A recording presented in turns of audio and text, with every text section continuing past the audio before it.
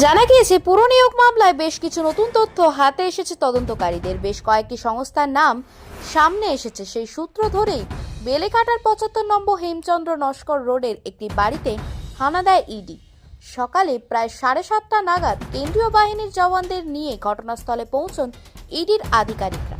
বাড়িতে প্রবেশের ক্ষেত্রে প্রথমে অল্প বাধার মুখে পড়েন তদন্তকারীরা।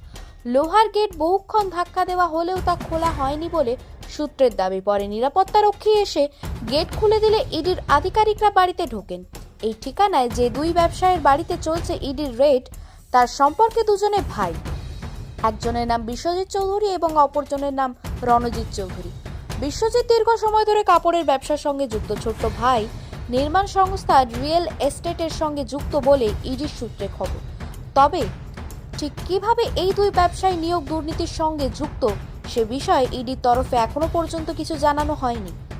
এদিন ইডির আধিকারিকরা বাড়ির একাধিক ঘরে তল্লাশি চালান। গুরুত্বপূর্ণ নথিপত্র ও লেনদেন সম্পর্কিত ডকুমেন্ট খতিয়ে দেখা হচ্ছে বলে জানা গেছে।